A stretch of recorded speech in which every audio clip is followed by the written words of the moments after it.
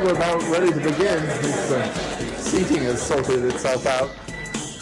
I'd like to welcome you. I'm Peter Nirksey, and I'm from Sun Microsystems and with Jeannie Trikel, also of Sun. We've had a computer history talk series for the last 5 years. Our very first program 5 years ago, back in April 1993, was right here in this auditorium on early computing at Livermore, and the total number of people present, including the speakers and the entire audience, was 20. But this was a very distinguished audience, because right there in the front row, and 2 seats in the center, we had Gordon Bell and Donald Knuth sitting side by side, sort of like hardware and software together.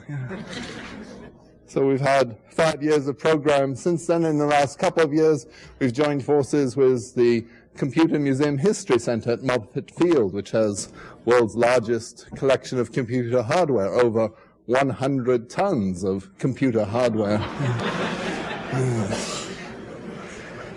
I'd say that our second program, after that distinguished first program, was on the 20th birthday of the Ethernet back in May of 1993.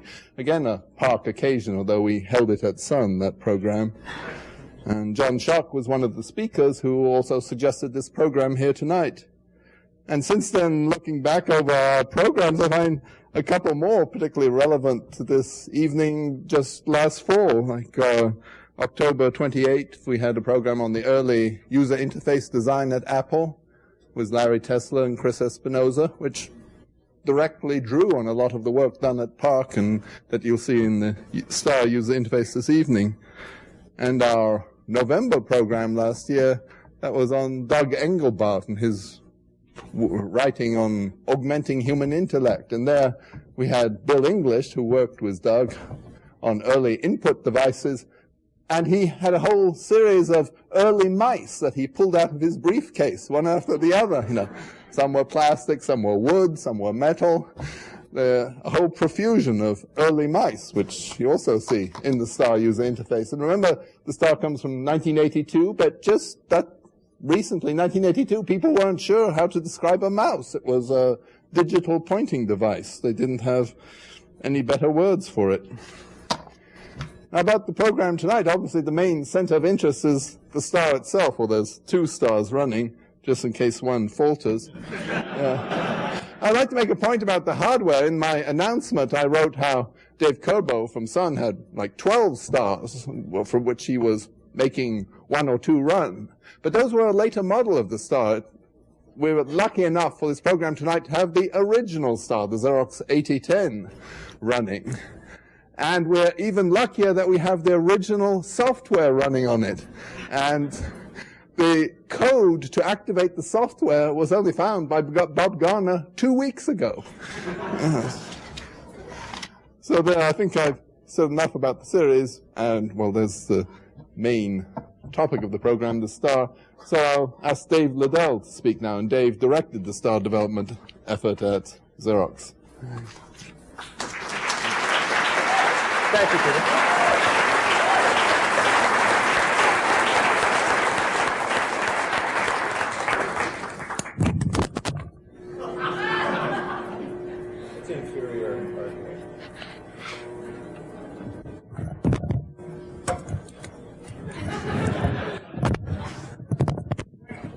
Probably need to change monitors. Yeah, that's right. Everything but the same. Okay, thank you.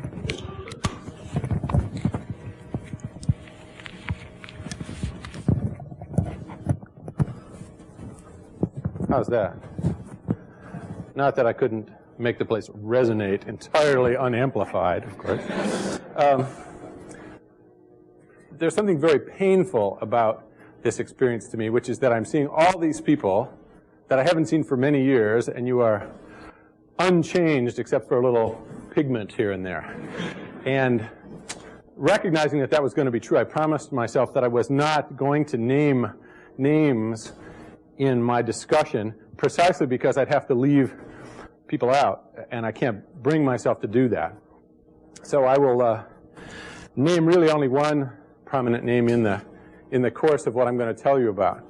But I want you to know that I'm just going to try to set the context, and it is a considerable and complicated one, for the development of STAR before my talented colleagues who really did the hard work tell you what we did and how we got there. But I'm going to just try and help you to understand really what that world was like, the one in which Xerox decided to participate in these new industries and in which and for which we developed the STAR and the related network services and so on.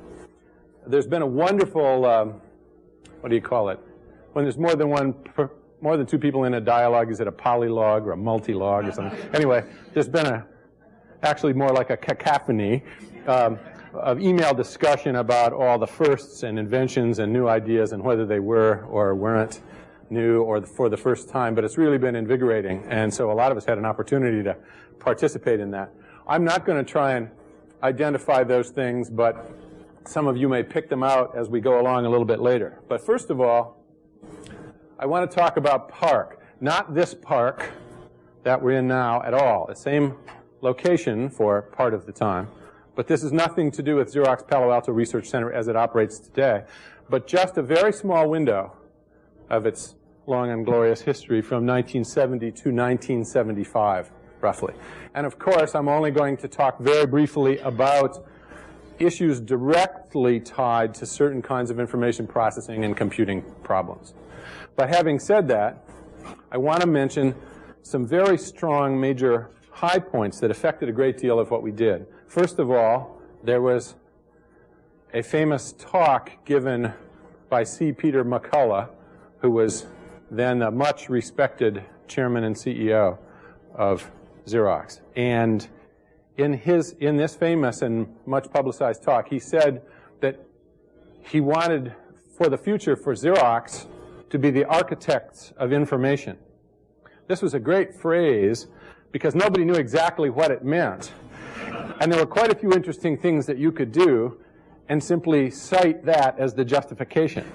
But it also made Wall Street feel a good deal better about Xerox's future prospects to realize that they weren't just focusing on sort of reprographic copying and duplicating and so on. There was already the early work that had been done by Gary Starkweather and others leading to this thing that we then called SLOT, the Scanned Laser Output Terminal, which grew up to be laser printing of the kind we know today. And this was very cool because we really could print very, very interesting documents with it. But it was really hell to produce those documents at that time. There was a splendid project called POLOS, the PARC Online Office System. I came there first to work mostly on that project and to help out with the Learning Research Group a little bit. And the really nice thing about this was for the first time we saw how very, very attractive office equipment designed for professional users rather than for clerical users could be. High resolution displays with beautiful, carefully rendered fonts, pointing with the mouse and having a really quality keyboard and so on, and the ability to print the kinds of documents that otherwise we had to get a paper accepted by a publication ever to see our words rendered so beautifully. And now, even if it was entire rubbish, we could see it rendered beautifully in these wonderful fonts and so on. There was a great deal of work at that time, sort of very turgid, interesting work going on in the Learning Research Group, which, among other things, led to small talk in a somewhat different way of thinking about using screen real estate as well as programming. And in 1973, the Alto and the Ethernet independently were invented, but they began to work together relatively soon thereafter. The Alto back then was a prototype for a pad-sized computer, and Chuck Thacker promised us that it would only take a few years before it went from being a featureless cube 30 inches on the side to being this pad-type computer. The functionality of it, though, was very much what was wanted. There was a lot of other creative ferment going on. I won't bore you with the details, but we had people interested in networking and protocols and various programming techniques and very advanced notions in operating system security and memory protection and other things. In the midst of all this, in January of 1975, my friend and principal mentor, Harold Hall, stepped up and agreed to start an activity to try to harvest these ideas into a long-term architecture for Xerox's entry into the new world of the automated office. So he was the one willing to face up to the corporation's sort of mixed and tentative interest in doing this and saying, no, we can do it. Palo Alto is a place where we can get started and put together that story in an understandable way and harness some of these good ideas that have already been developed here in PARC. Now, between 1975 and 1980, the time period of interest when all of the development was being done, things were very different than they are today. You can't extrapolate backwards from where we are now and get there, okay? There's been a very big discontinuity in many dimensions that's occurred since that time. But mini computers were all the rage. If you couldn't do it with a mini computer, it probably wasn't worth doing, was what most of industry thought. And even IBM had begun to package things into mini computer-sized chunks for various sorts of reasons. But the very interesting and cutting-edge companies were the mini computer companies at that time. And the idea of the interaction devices that were going to be in front of the users was that they were going to go from being dumb terminals, which at that time still predominantly were teletypes and paper-based terminals. It was a great luxury in that world to have an actual screen on your terminal. And there were a few intelligent terminals. Intelligence, of course, being a relative term, but it did mean that some of them had a little bit of memory and could be made to do mildly interesting sort of quasi-computational things. But the hot ticket in those days was electromechanical word processing, or clickety-bang word processing, as we used to call it back then. IBM was the big lion in this marketplace, and it was one hell of a big business, and they were also challenged by various other people. By the way, if you don't know this, the term word processing was made up by the IBM Deutschland engineering group in Germany to be sort of a parallel with data processing. I'd love to know what that German word for word processing was. I'm sure it's a real tour de force of sort of, linguistic construction. But in any case, this was then a big business. But it meant, in general, a typewriter imbued with a modest amount of storage and logic. And you could somewhat painfully edit a document, save it onto a magnetic tape or a little card. This was a very big business. The big threat at that time to IBM's dominance in this business was Xerox, with a division in Dallas, which, because they possessed the daisy wheel printer from Diablo across the bay, a company Xerox had bought, had actually introduced quite a nice high-performance electromechanical standalone word processor. There was no independent software industry. Software was written by the customers, say Bank of America or someone like that, or by the vendor of a mainframe, but not by anyone else. If you ever wonder where the I in ISV comes from, when the first companies finally started writing software, companies that weren't part of a mainframe company, this was so shocking that a new category was made up, and they were called ISVs. But there was no such thing during this period of time. The future of office systems was imagined by the pundits of that time to be entire turnkey closed vendor office systems. Burroughs had one, Wang had one. Everybody was sort of hovering around this idea of the marketplace. And in particular, there was no personal computer industry whatsoever. Near the end of this era, a few personal computers appeared, as you know, kits, and then the Apple completed packages, and then a few others. But there was no really strong industry. It was essentially a hobbyist business at that time. Inside Xerox, this is very important to understand.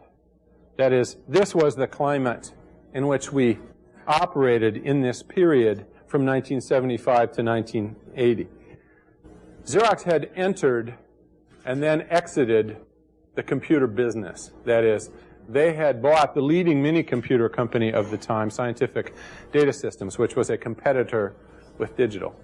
And at the time they bought it, it produced primarily real-time, shared, very high-quality mini-computer systems.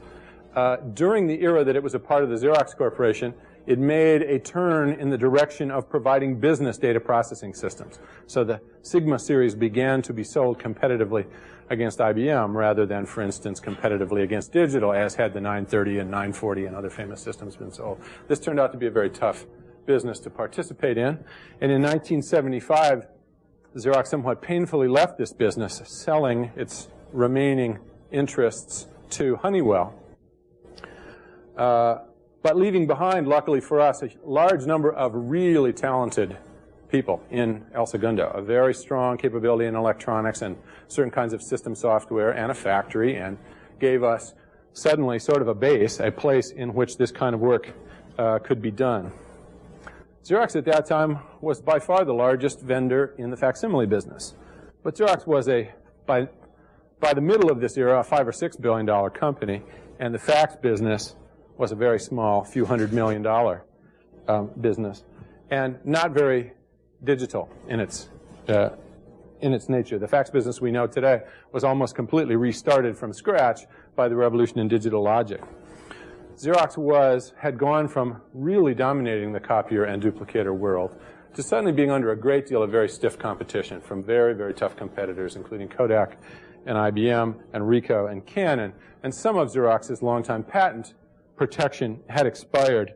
Somewhat worse than that was Xerox had to agree to an IBM-like consent decree with the Justice Department, limiting a number of things that it could do, both as to pricing, but also as to competitive statements it was able to make in the marketplace and so on. So suddenly we had to go to this very sort of Marquis of Queensberry, dignified, uncompetitive behavior in the sales force, which was not an easy adjustment for the company to make at that time.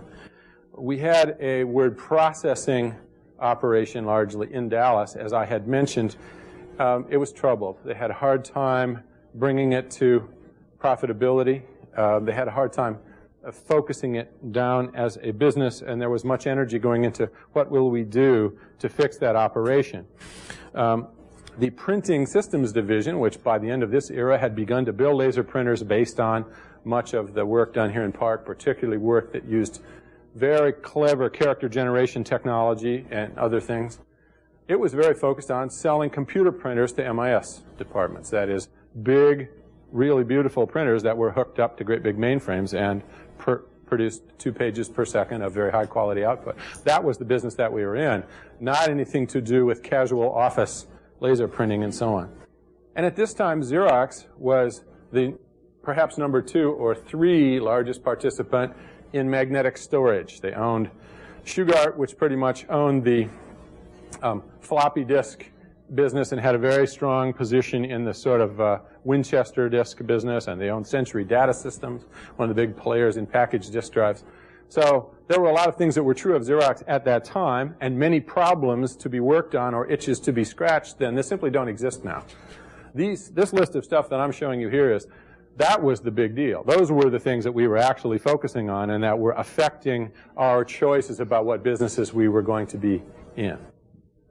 Ever heard of any of them before? I doubt it.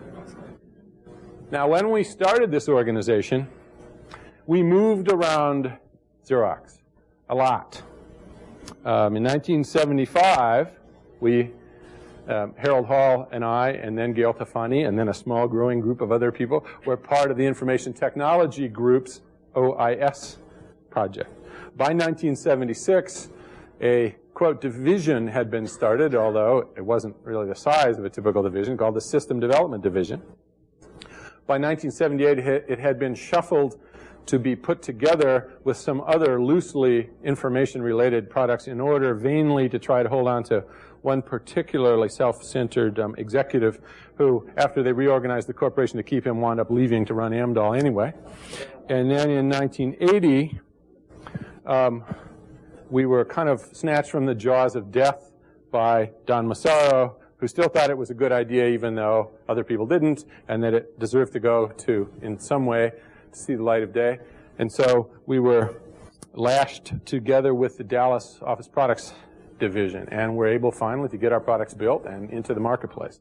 It was a case where the product and the ideas were so strong that even though we never could quite have a good home for them, it's also true that no one wanted to stop them in their tracks because they had an obvious merit and an obvious value, even though they were an imperfect match with most of the business objectives of the corporation. What were we supposed to be trying to do? We were trying to do an overall system architecture that would last 10 years, with its first implementation being to support electronic copying and printing. And then for professionals who were doing document creation and transmission and storage and so on. And then finally, as a long-term overall successor business, when people would no longer be allowed to cut down trees and there wouldn't be a paper-based office automation industry anymore. In 1975, at Harold Hall's urging, I wrote a document called the OIS Architecture. This described these essentially 7 points. There was more detail, of course, but I won't put you through all that. The main point, though, is in the parentheses, you see what the ultimate implementation was that we finally did of these particular points that were in this architectural document. That, with some pain, we got people to agree was a good long-term approach for us to take. So the idea was we'd have a packet-oriented local area network. We had already had the 3 megabit Ethernet as its inspiration. This was to be named the Xerox Wire, and eventually we renamed it the Ethernet because that was a better name. No one used the term client-server back then, but on the ARPANET, there was the concept of user and server. Everything was hosts, of course, but you had a using host with a bunch of terminals and a serving host. And we worked out the way to have that host be a workstation belonging to one person, i.e. a client, as it's now called, and, of course, a structure of a number of servers and server protocols. A scalable CPU architecture in the old sense of the word architecture. Now that there are so many people who do architecture that don't know very much about it, we talk about architecture as if it were design, like the way it is in a building. But in those days, architecture meant not how the box is put together. That's what it did not mean. It meant everything but that, namely the instruction set and the things that happened when you executed them, no matter how you put the box together, no matter what the underlying technology was or how big or small any register was or anything like that. It was the implementation-independent design, which we did in a document called the Principles of Operation. We also, operating system research had just begun to go from the Baroque to the Rococo at this time, and we managed to avoid the worst excesses of operating system design, but we did design a very, very modern operating system and quite sophisticated for its day.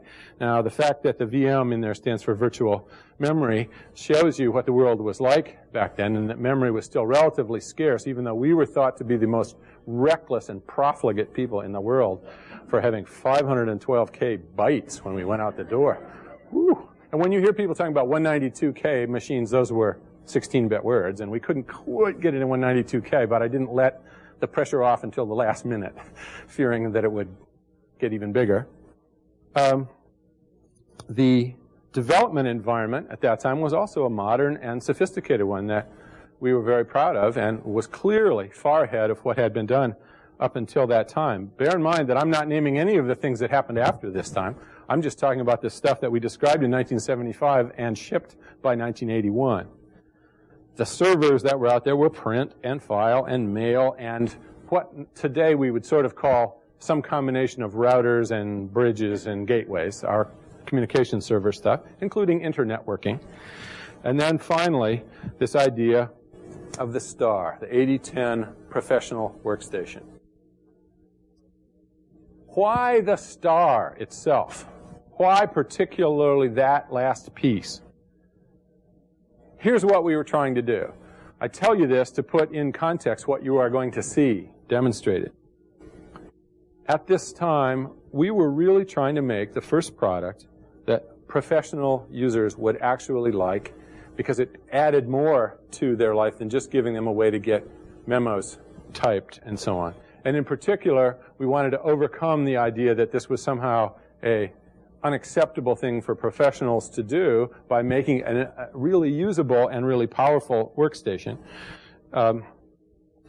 Naturally, what we hoped they would then do was to create these elaborate kind of self-serving documents like we did in PARC.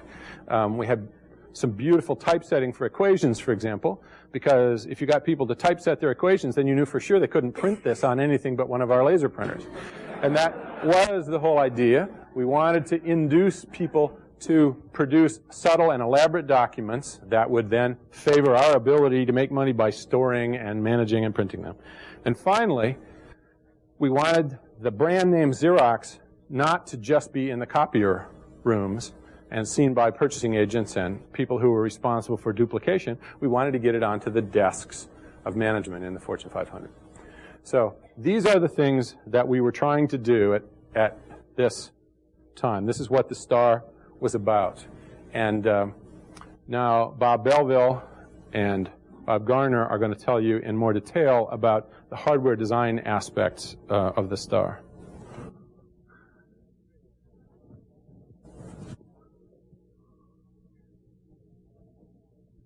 I switched to B, is that okay?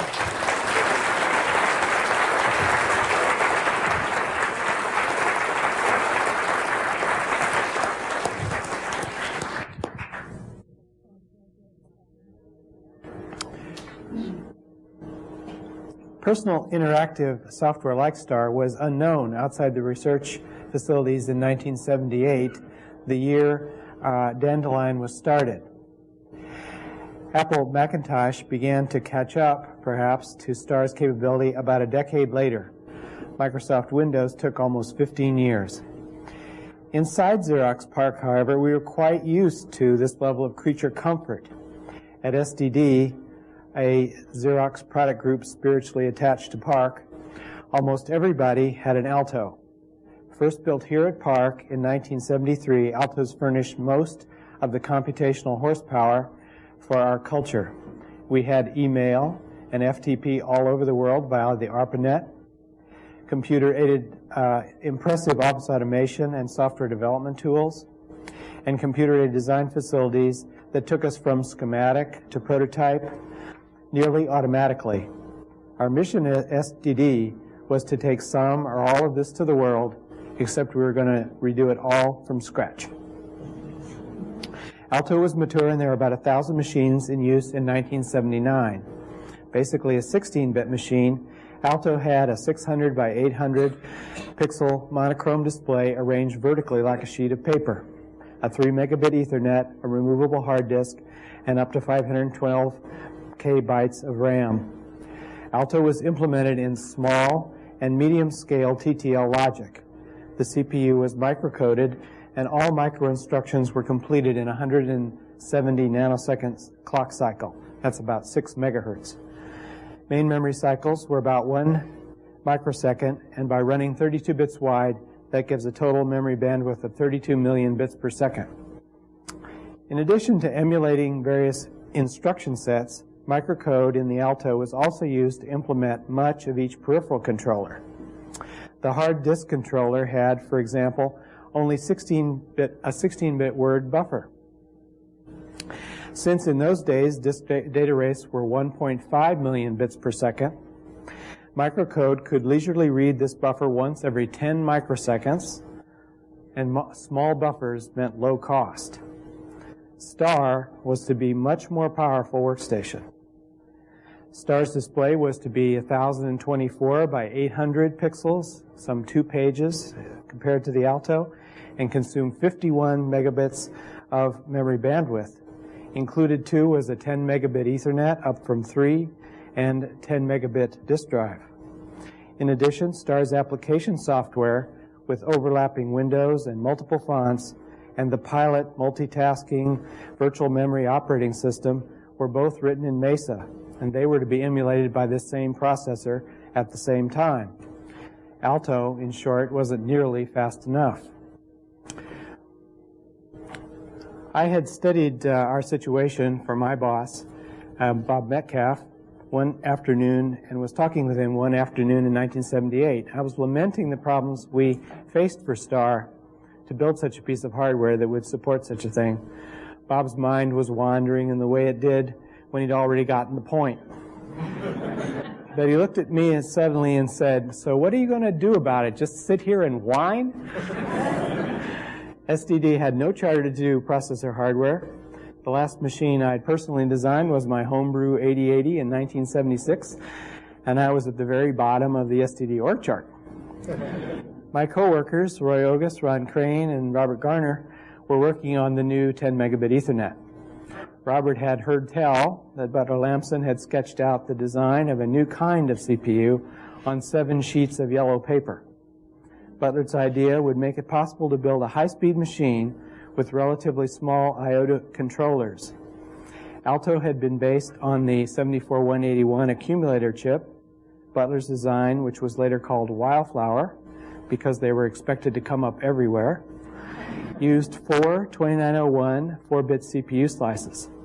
He had a preliminary data sheet from National Semiconductor which convinced him that the machine could be built with 100 nanosecond cycle time and a 300 nanosecond memory cycle. That would be a 10 megabit machine. Best of all, Wildflower's design could guarantee memory latency for I/O controllers and get us the speed we wanted with Alto's simplicity and low cost. The genius, really, of Butler's design was the concept was to synchronize the scheduling of microinstructions not only with the main memory, but also with peripheral controller microcode. Microprocessor tasks were scheduled in 3 instruction groups called clicks, and each click, microcode had exactly 3 microinstructions and 1 memory access. Clicks were arranged into a round, with each controller able to demand only a fixed number of clicks. In Dandelion's case, there were 3 clicks per round, 5 clicks per round. The disk controller had 1 click per round assigned, so the hardware for the controller could be designed knowing that 1 memory access was available every 15 clocks. Clicks not required by the controllers were given to the MESA interpreter.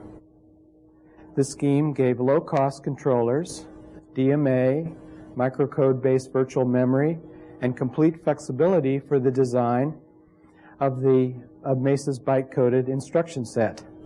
Another way of looking at Wildflower's architecture is that the CPU acts like the system bus in modern machines.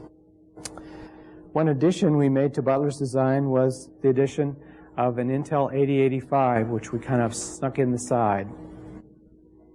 And it was to manage all the low-speed I/O, such as keyboard, mouse, serial communication, floppy disk, and real-time clock.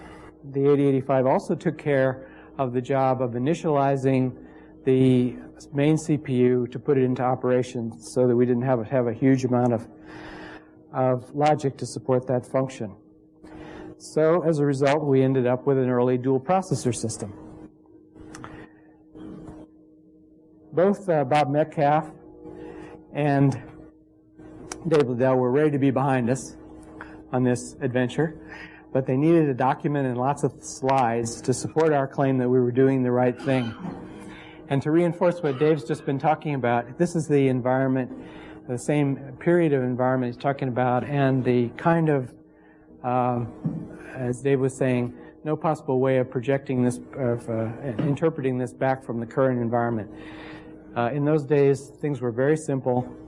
Microprocessor technology was not in the state that it is now by any stretch of the imagination, and the personal computer, as I say up there, was hardly such an animal. Clearly, our only choice to achieve STAR was a custom processor. Dandelion was an order of magnitude beyond anything currently available or envisioned for the near future. By the way, we picked the name Dandelion because PARC had been picking project names after very aggressive beasts. Notice the aggressive beast hidden at the end of a common wildflower. Dandelion's inception came at the end of the bipolar era. Motorola 68000 was introduced the next year in 1979 and signaled the end of bipolar machines. CMOS speeds and densities grew very quickly from then on. Dandelion shipped in 1981, the same year as the introduction of the IBM PC. The Apple Macintosh, the one that shipped in 1984, was also started that same year using the 68000 as its CPU. The team on Dandelion, and I'm going to actually put up a slide while Robert Garner is coming up to show the people that were involved in the very earliest part of that design. They were a very remarkable group. Our challenge was to have a picture on the screen by Christmas of 1979. This was accomplished by feeding the output of a scanner into memory.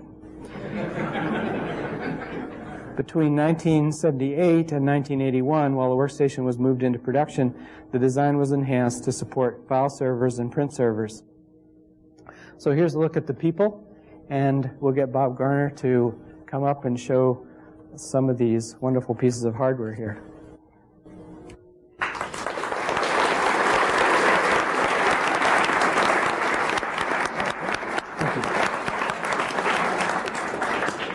Now, I think actually many of the people on this list are here.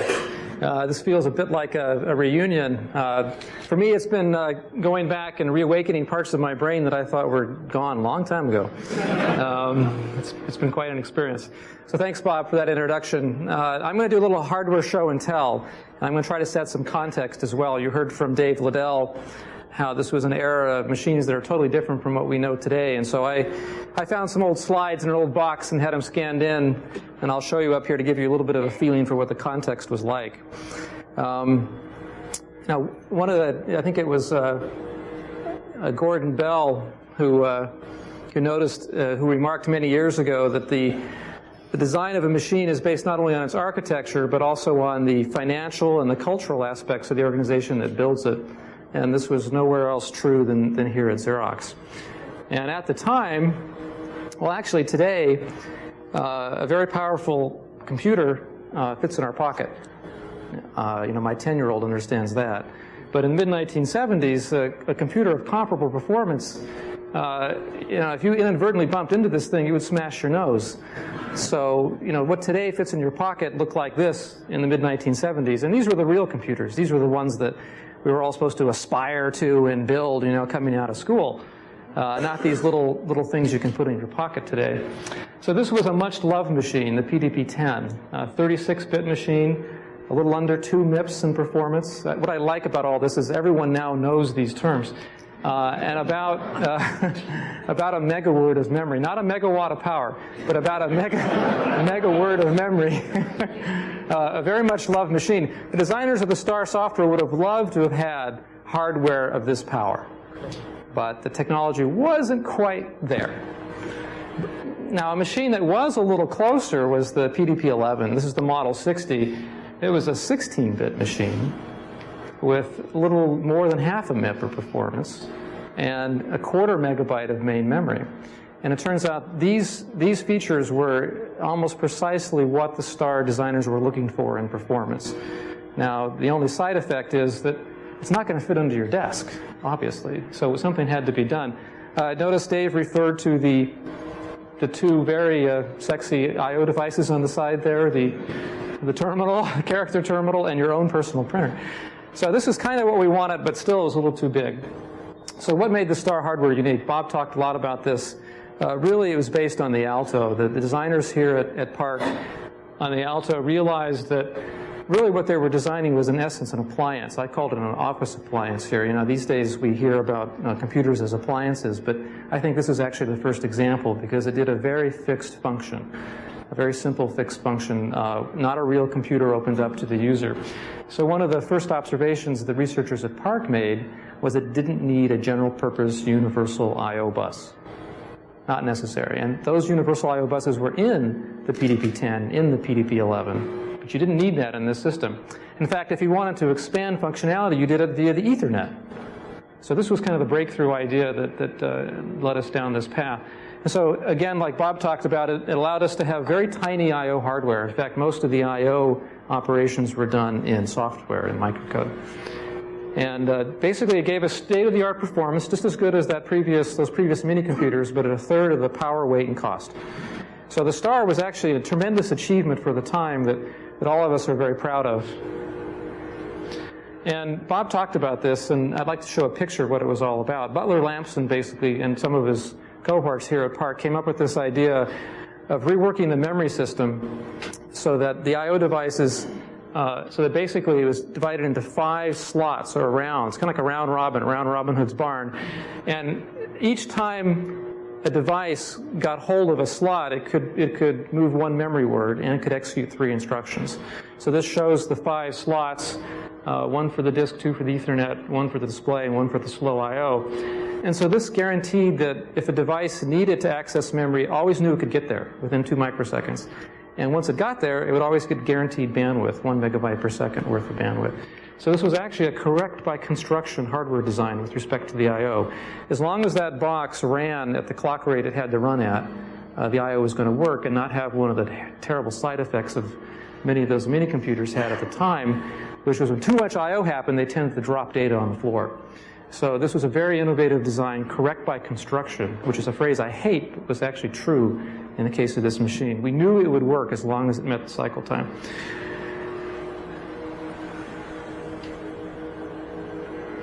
So I'm going to do a little show and tell. This is where we get a little physical here. I've already got my fingers poked several times in the back of these boards. So this was the CPU card for STAR. On the top, it's 16-bit wide, so there are 4 4-bit bit slices from AMD, the 2901s that Bob referred to. And then on the bottom was 4,000 entries of 48-bit wide micro instructions. And all of this ran at 137 nanosecond cycle time, or 7 megahertz. All that, of course, and more fits on a single chip today, so it's kind of disheartening to see more. But it's good stuff. Okay, this is a quarter megabyte of dynamic memory. A quarter megabyte. All right, a quarter. 8 times as much memory fits on one of these chips, if I cover up the other ones. So 8 of these fits on one of these today. These are 16 kilobit DRAMs, and today they're 16 megabit DRAMs. So there's a factor of 1,000 in the number of bits per chip stored there per chip stored here. So that's the industry for you. Again, it's very humbling. I moved on to the memory. So what I almost forgot about the memory is that Dave Liddell mentioned it supported virtual memory. So even though the memory itself was only a quarter megabyte, by the way, it was nice to hear, Dave, you finally let the gate open so that the poor software people could run with more memory, because I remember it was swapping too much. But later with the 64 kilobit DRAMs, it could get up to 1.5 megabytes of memory. But it did support 8 megabytes of virtual memory, which seemed like a lot at the time. And one of the amazing things about this board is it supported error correction codes. So if there was a single bit failure, it would be corrected. And that actually was a feature that didn't show up on the PC you bought later that year.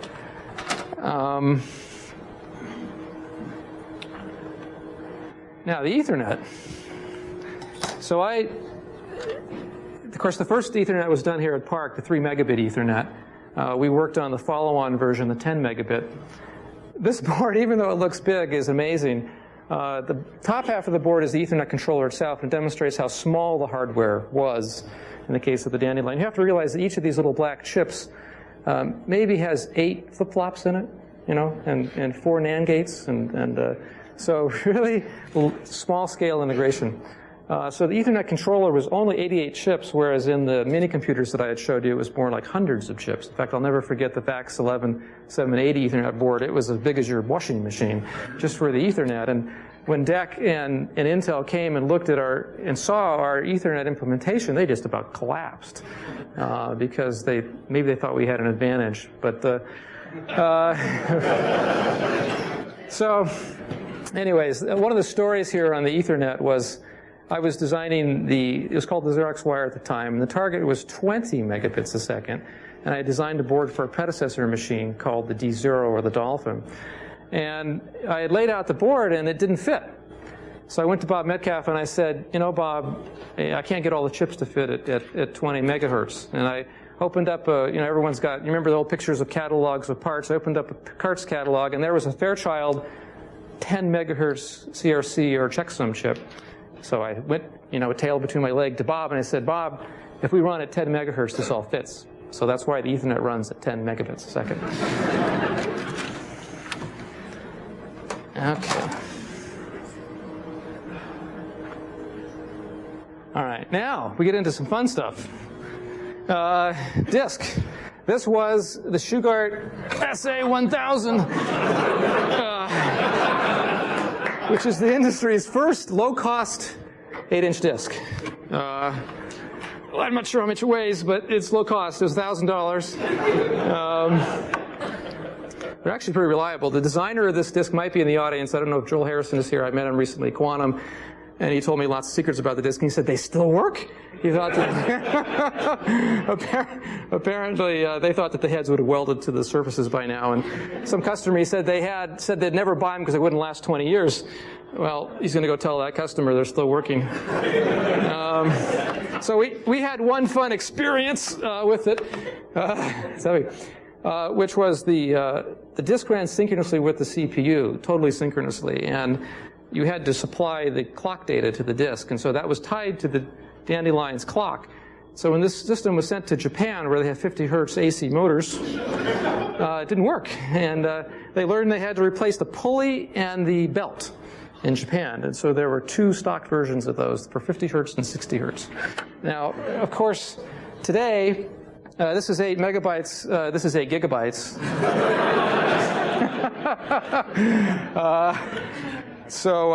Yeah, 1000x. So that software better be 1,000 times better.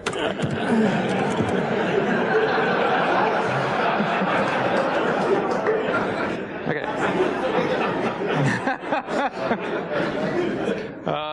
So now, and to be honest with ourselves, this obviously wasn't enough for a network system to store all those images that Dave was saying needed to be printed. So the Dandelion could also support bigger disks, Trident and larger quantum disks, which had to be in a housing all by themselves. Okay. All right, the display was 808 by 1024 columns, 38 frames a second, and you can't change that. So actually, when Dave gives the demo, there's going to be a little bit of flickering you're going to see because we can't adjust the frame rate on these guys. Remember, they're tied to the CPU clock. Everything's running synchronously. The innovative thing about the display is there are 32 extra lines on the top and bottom and sides, which are called the border pattern, and we could make that equal to the border pattern of the rest of the display. And I heard an interesting explanation of this. Maybe Dave can collaborate this. Apparently, in some cultures, if you have a picture of someone with a black border, it implies they're dead. So, so they didn't want to have the display with a black border. So one of the nice features about the display is that you can make the border be any color you'd like. No dead pictures. And again, I've said the Dandelion was synchronous with the display. The CPU cycle equals 7 pixel times on the display. The memory equaled 21 pixel times, and the disk equaled 6 pixel times. So it's a pretty unique machine. Had to do something about scaling it. Okay, finally the IOP that Bob told you about. So this is where we use this Intel chip. Actually, this is an AMD chip. Kind of like an uninvited guest in some sense. I mean, it was definitely okay for running low-speed I/O, but over time, I guess it became something of a Trojan horse. It could handle this board. So as part of this board, the 8085 ran the 8-inch floppy drive, which we all recognize, which has also gotten dramatically smaller these days. The 8-inch, I guess all computers had to have a floppy, even though they were networked. The other things we had on here were the keyboard controller and the LED maintenance panel, which is underneath there, which tells you what state your machine is in, and connections to the laser printer COM ports and TTY ports. So actually, it was a pretty capable machine. We just didn't tell all the customers they could take their star hardware and hook it up to a laser printer and all that kind of stuff, but the same hardware could do that. Oh man, 800 kilobytes, as I would guess. I think the double density were 800 kilobytes. All righty, so like Bob, that's it for my hardware show and tell. My arms can't take any more. Although I guess I could show, this was the original Ethernet transceiver. This was an evolution of the 3 megabit design. There are probably some up in the ceiling, I'm sure, still here. In fact, I'm sure there's some Dandelions probably running here at Xerox, and these machines are probably homing in on them right now. So, okay, now this machine wouldn't have been possible if it weren't for the revolutionary network design environment that had been created. I mean, I stepped out of school and walked into this environment. I thought I had walked into a science fiction novel. You know, at Stanford, I was using punched cards, and you know, all of a sudden, you know, here are the Altos with their bitmap screens and networking, and you know, I thought I was on drugs. But I wasn't. And what this environment allowed us to do was to take advantage of these tools, and we actually ran like a small startup. The one thing I don't remember are the stock options.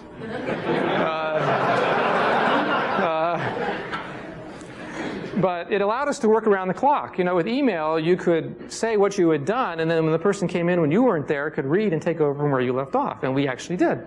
We worked around the clock. And so we actually ran this project. My father asked, how can you work around the clock when you can't communicate with people? And I just sent him an email message. What? You know, what's that? So it allowed this kind of product. And so actually, from the start of the design to having hardware running just took us a year, which is kind of standard for a complete system. And then another year to announce and ship. And the hardware, like Dave mentioned, was actually announced first as a file print communication server in November of 1980. And then on April 27th, 81, as the Xerox Star 8010 professional workstation. And I found an old slide and took it down and got it scanned. This was our debug environment. It shows, this was our favorite windmill situation where we had the 6 boards in a single station where we could access all the boards simultaneously. This was Stitchwell technology, so we could turn the board around really quickly, like in a couple hours. Remember, no software simulation environment. The Alto ran this great user debug program called Burdock, which allowed us to single-step the machine and read breakpoints and whatnot. And I think that person is Dan Davies. He couldn't make it here tonight. But we were really proud of that debug environment. There's actually a person I've learned at Apple is trying to recreate this environment, so I'll let you know when he gets it running. All right, so Moore's Law has been operating since 1959. You know, the Star was, I know they sold it for much less than the list price. I just wrote the list price up there. I'm sure Dave could sell you some at a great deal. They were a little expensive. They weighed a little bit, and they took all the power out of your one core, out of your one outlet in your office. But you know, they were a third the cost, a third the weight, and a third the power of a machine which really had the comparable performance at the time. So they were actually very revolutionary for their time. But you know, now memory chips are 1,000 times denser, and CPUs are 1,000 times faster. And so I have wondered whether software is 1,000 times better. But one thing I've noticed, looking at these statistics over the years, having worked on RISC machines since here, was the I/O has only gone up 10x. And so even though the processor and memory has gone up 1,000x, the I/O, the disk drives, and the Ethernet are lagging. So you know, if you keep making the software which faults, page faults, and uses the networks, you know, it's not going to run that much faster, really. And so actually, when you see the demo that Dave will be giving next, you'll see it's actually pretty quick, pretty capable. So finally, I wanted to say, if a picture is 1,000 words, I wanted to say 1,000 thanks to Xerox. Xerox, you know, they put the investment, they put the time in, they allowed the team to be created. You know, walking into this kind of design environment was just a magical experience for everyone involved.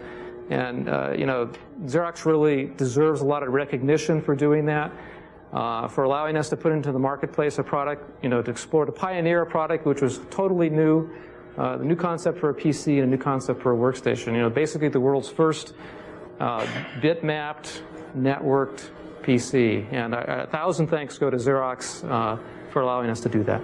So that's my presentation.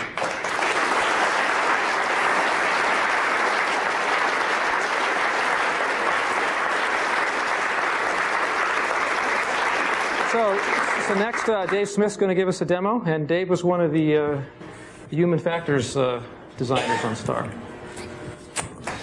Thanks, Bob. This is on. Okay, so what do we have up here? Let me just, I'm about to operate this stuff. I'm going to give you about a 30-minute demo of STAR from a user perspective. Here we have a couple of the first version STARs, the 8010. They were so big that they're, let's see, this is so typical. Everybody just leaves junk all over everything here. You know, tell ya. There's two because there's a definite non-zero probability one of them will break in the next 30 minutes, and we'll switch over to the other. Down here is the version 2 of the hardware, the so-called 6085. It's about half the volume, even less, of the first version. That came out about 5 years later. And down here, we have the version 17 of the STAR system, which is a little smaller even. So here we have the STAR with the skins off, so after Bob's tour of it, you can probably identify a lot of the pieces inside there. So I'm going to give you a demo. I'm going to pretend I'm a new user, and I'm going to set up a working environment, and I'm going to do a multimedia document. And I've done this a lot of times, and like the talk says, this is my last time. I've got to get out of this business. And in fact, it's hard to give a talk on STAR because more and more when I do, people say, what's the big deal? Everybody does that. So, what? No, the screen's not supposed to be up there yet. Okay. That's a little bouncing square screensaver. Let's see. So one thing I want to reiterate from a user's perspective is thinking back to those days of the mid-'70s, all the screens, all the terminals that people used in those days were text-oriented, and they all used command line interfaces. So our challenge as a designer was to try to bring the computer into the office professional world instead of trying to get the professional to become a computer user. These guys were all pretty computer phobic, and most had never used a computer before. So I'm going to talk about, I hope pretty forthrightly, STAR's strengths and weaknesses. Some of its strengths still aren't in products 20 years later, and some of its weaknesses are pretty legendary. So a strength is, this was a breakthrough product, which made a huge improvement in computer usability by non-computer professionals. Today, it's in use, the basic interface ideas are in use by over 100 million people worldwide. It was had the first visual point-and-click interface. It was the first object-oriented interface. It was the first use of icons. It was the first interface to identify and follow what have since become standard human-computer interface principles. It used the first commercial Ethernet. It used the first commercial laser print server. But another way to put a spin on that is a weakness was it tried to do too much all by itself. It tried to do too many new things, and it did some well and some poorly, and really all of them had to be done well for the thing to be a success. From my point of view, I'd like to point out another weakness that I think was the biggest mistake we made, and that was to make it a closed system. As Dave Liddell pointed out, there was no independent software industry at the time, so it made more sense in context, but in retrospect, that was the biggest mistake we made. For example, the Macintosh toolbox was a huge improvement over STAR. Another weakness of it was, even with all of the impressive performance that was built into this little machine, it was still drastically underpowered. And STAR would run quite well on today's machines, thank you very much. But the software was about 10 years ahead of its time for this hardware. Basically, the machine was about the power of a Mac Plus, I believe. A couple things I want to point out. We used a 2-button mouse here. Okay. Why 2 buttons? Because user testing showed that 1 was too few and 3 were unnecessary. The Mac has 2 buttons too, for that matter.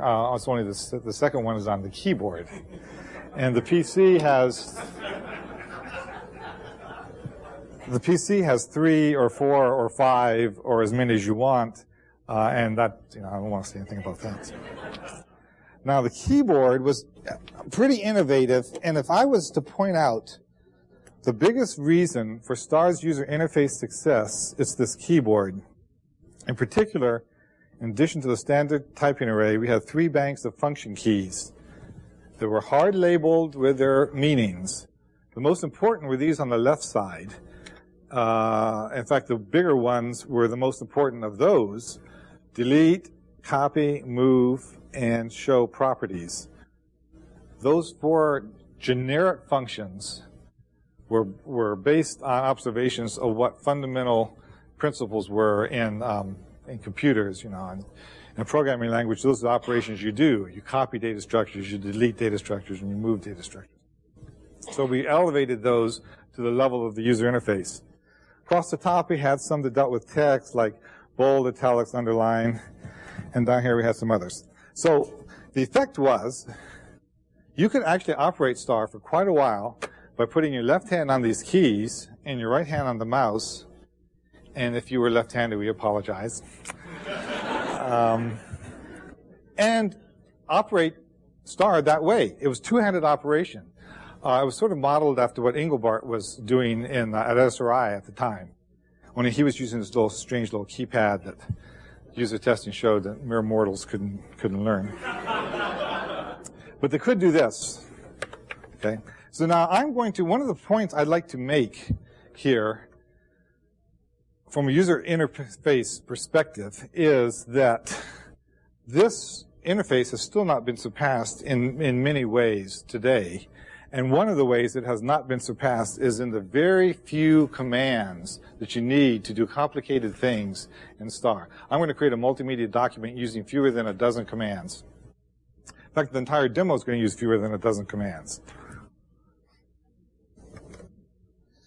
All right, what else?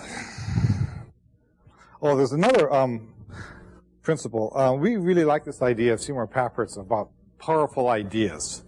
Powerful idea is something of great generality that if you apply pervasively can make a system both more powerful and simpler at the same time.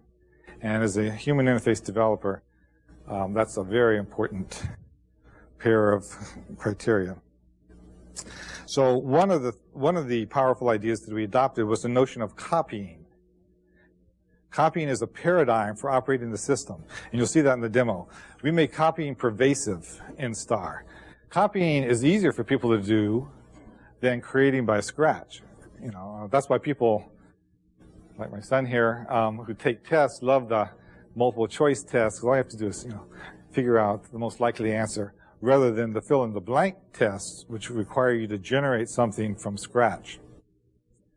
By the way, that's exactly why the reason people don't like command line interfaces is because you're faced with a blank screen and you have to generate a command line with all the switches and everything from your own memory. Okay, so let's do a demo.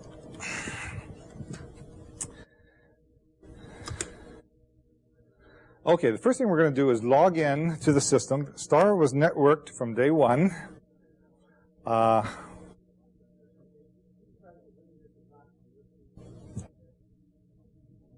Pardon? What is not on the screen? Oh, the wiggle. Yes, yeah, we apologize for all the shaking. If you were to come look at the STAR screen afterwards, and you're all invited to, it's really rock solid. It has to do with the mismatch of the scan rates. This is an interlaced screen, and the camera just can't get a sync rate that will stabilize it. So the screen I'm looking at is not wiggling like the one you are, and we apologize for that. So come up afterwards.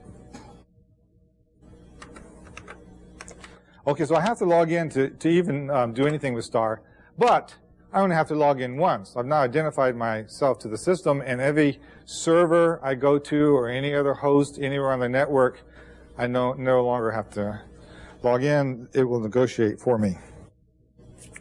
Now look at the top of the screen here.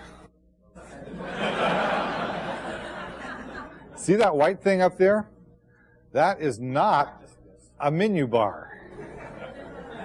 Let me repeat that. That is not a menu bar. This is an area for messages and prompts and things. Way over here on the edge is a pull-down menu, sure enough, but those are infrequently used commands that we didn't have time to get rid of.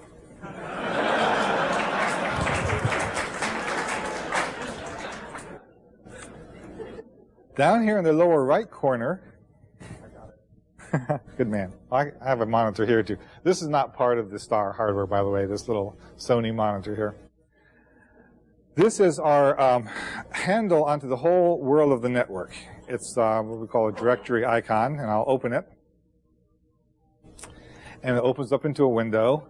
And here are all the categories of things that are available to me as a new user. I remember this was my first use of Star. And so I'm going to say, well, let's see now. I want to get a working environment together that will let me do some real work. Okay, basic documents. All right, that sounds promising, so I'll open that up and see what's in there. I'm doing that by double-clicking on it, or there is an open key on the keyboard that will let me single-click it and then push open. Okay, now here's where I'm actually going to use this, these generic commands. I'm going to select this thing and say copy, and then I'm going to move my cursor over here to the right and deposit it. So that was the use of the copy key. That got me one of these things out onto my desktop. Now we're going to go back over here and copy some others in. Pardon? We did call it that, yes. And in fact, it was very deliberately called a desktop, and the icons chosen were very deliberately chosen to be familiar to the Office professionals. So the way we chose them is we looked around the office and, well, let's see, there's some folders and some documents and file cabinets and, well, maybe not printers, but there's a bookshelf and a wastebasket and so forth and so on. And so those are the icons that we built into Star, trying to get the computer into the user's world. Okay, so I'll copy out a folder. What else am I going to copy out? Here's something in our records file. This was our equivalent of a database. And so I might want to use that. Here's a spreadsheet, so I'll copy that out. What the heck? All right. That's all of these things. Let's go back and look at our categories again.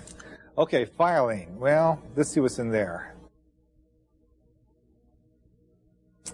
A bunch of file servers. And you can see we've named them like universities.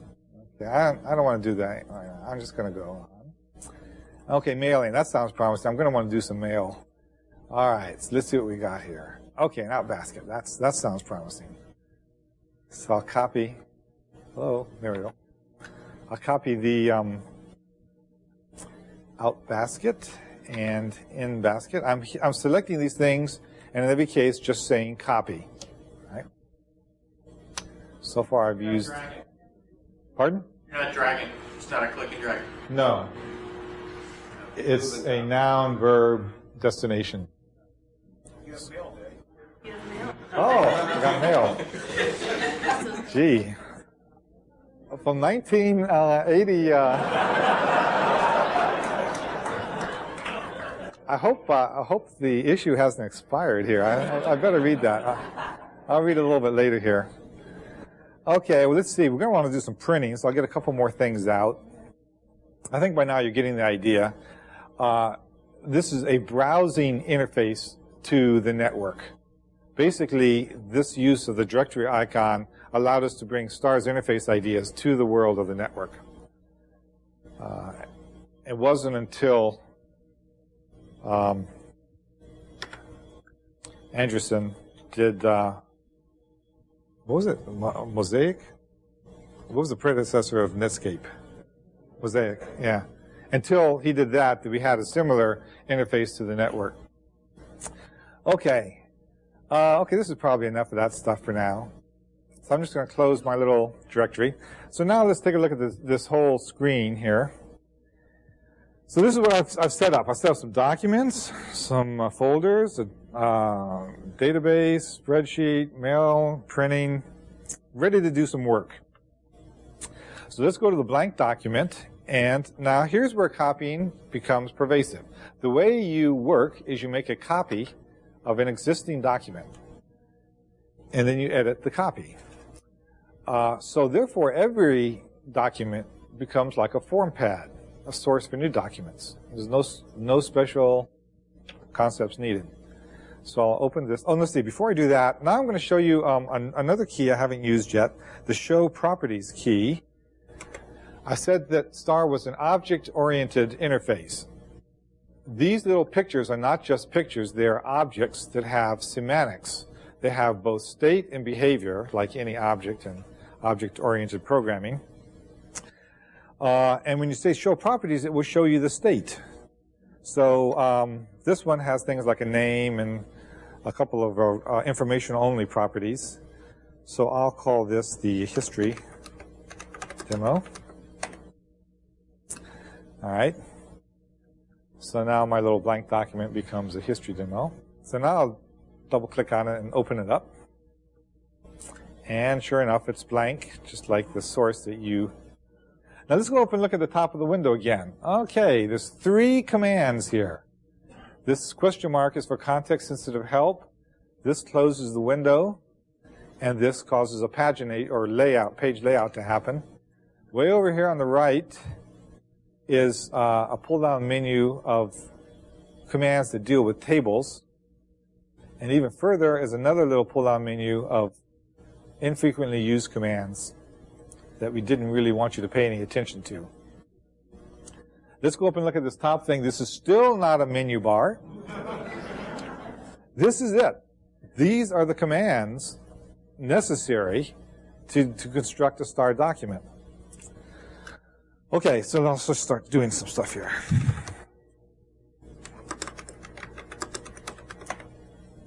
Okay, this is very tiny, so that's the first thing we should do is make it larger. Now, I'm going to select it and hit the Show Properties key, because like anything, text characters are objects. So they have attributes. They have both paragraph and font attributes. So these are the paragraph ones. I can make it centered, saying double width, double height. Let's go look at the character properties. Okay, let's make it the classic font, which is serif, 24-point size, and bold. Okay. So when I say done now, that thing I selected turns into the properties.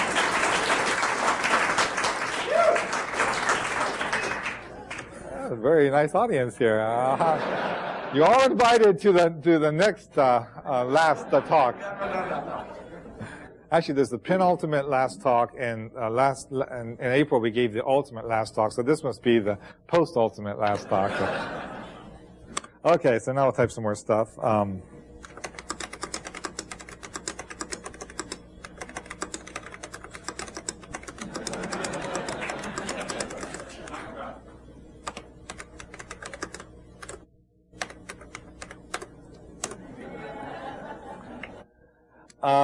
Okay, well, let me see. Now, this is a little too big, so I'm going to select this whole paragraph. Now, I could bring up the property sheet, but that's what the top row of function keys let me do, is they're accelerators for having to go to the property sheet and click those properties. Oh, okay. Here, this top row of function keys. Never mind. So I can do things like I can make it centered or not centered, and I can make it larger or smaller just by pushing some of those keys. And so common operations could be done using those top row function keys. And I'll show you, in fact, that those are virtual keys that are remapped as the context changes.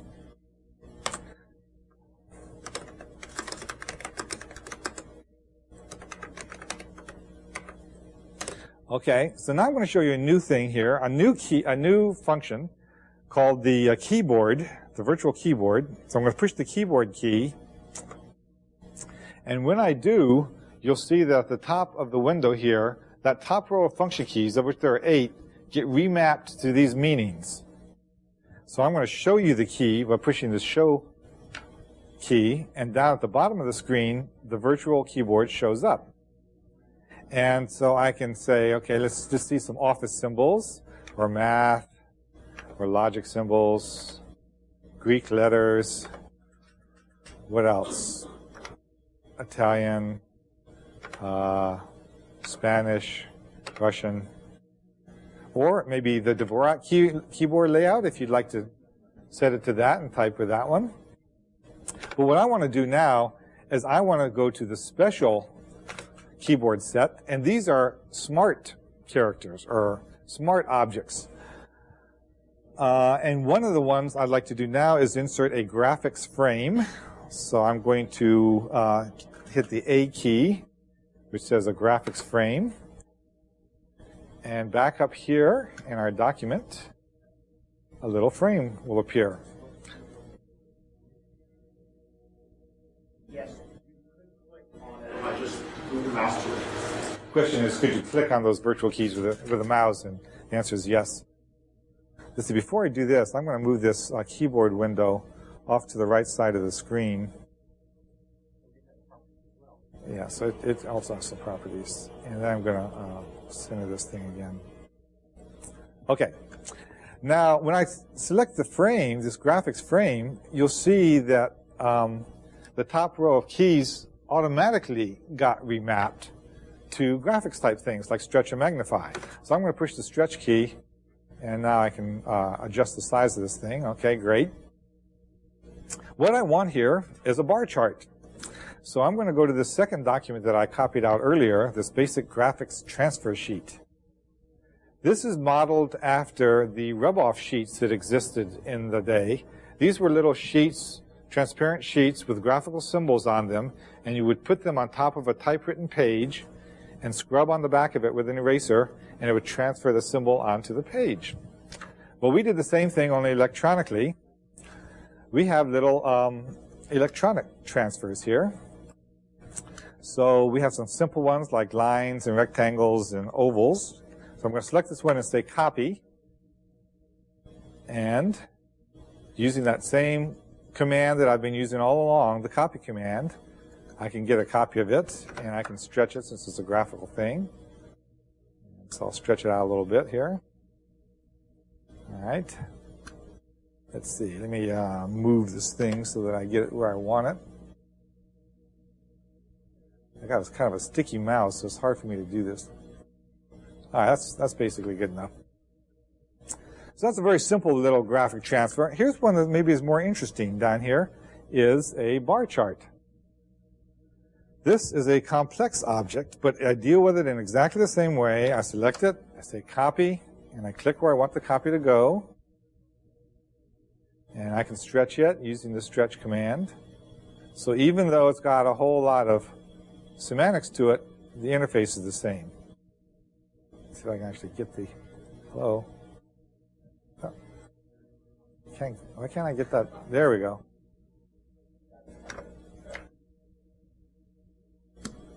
Boy, my mouse is definitely sticky. Okay, so I'm going to stretch it out sort of to fill this little oval. Now, it's an object like any other object, so it has attributes, and so I can use the show properties key to see what they are. And here you'll see it has some pretty fancy stuff. It's got some spatial properties, and it even has a table of data. So what I'm going to do is I'm going to fill in the data table. I'll type some demographic data for Kerbo and me. Let's see, what we want to do is fill in by column. So now when I hit the next. Okay, so the first thing maybe we'll enter for you guys is our heights.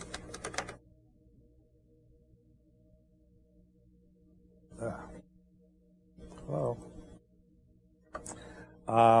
Dave's about, 75 inches tall, and I'm about, shall we say, 50 inches tall.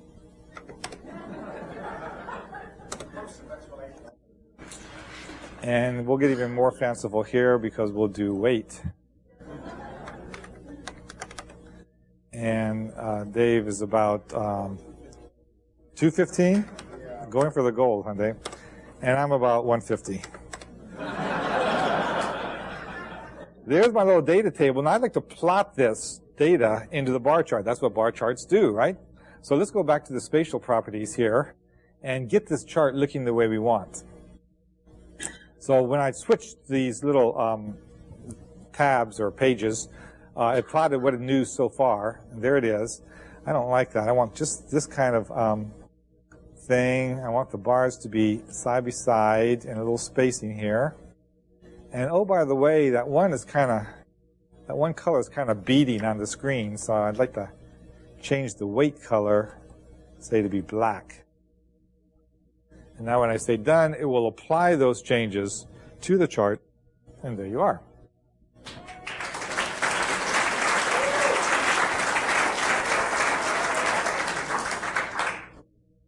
Let me just center this guy again.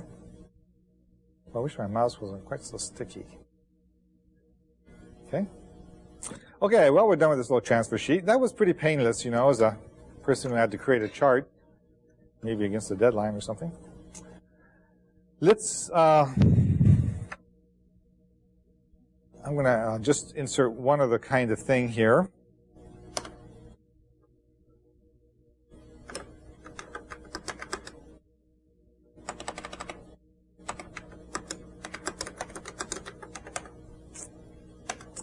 We're going to, using our special keyboard, we're going to insert a equation frame, which we do with the C key. And now when we inserted this equation frame, it automatically positions the caret, the type-in point, inside the frame. And I can type some standard ASCII, like f of x equals. I apologize for not being able to make this larger. This is the largest font I can do with this version of star. And now I'd like to say maybe do a quotient here. So if I go to the equation frame now, if I go to the special keyboard now, the fact that the context is an equation frame gives me a different set of special characters, equation type characters. So it's context sensitive, so I can say I want a fraction, and in the numerator I want a summation. And you'll see that it positions the caret automatically in the lower limit of the summation. And I can type I equals 1, and then hit the next key. Now the next key, actually I was using the next key. I forgot to tell you about it when I was stepping through the rows and columns of the table. I was doing that with the next key. And now I'm going to use the next key to step through the parts of an equation. So when I hit the next key, it jumps to the upper limit. And I can type 100. And hit next. I'll jump to the right side. Now, I don't know if you can see it or not. Maybe you can see it in just a second. But I'm going to say x to the y squared. There's a couple of things I'd like to point out. First of all, can you see that the letters are in italic and the numbers are in Roman font, which is proper equation formatting, and I did not have to switch the font to get that. Also, the superscript is directly above the subscript, not offset to the right as in word processors, which again is correct equation formatting. And it does that for you automatically. So I'll just type some more stuff, some random, see a product, say over J, and we'll say it's a Y sub J. And now if I keep nexting, I'll eventually get to where I want to be, which is in the lower limit. For this, maybe I'll insert a integral from A to B. And let's use some Greek stuff here. So I'll use the Greek special character. Say rho of theta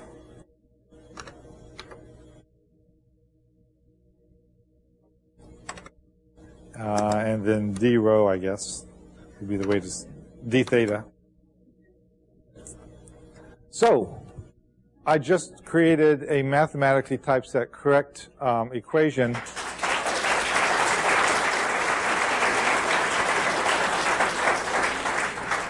This is very rewarding, Dave. Are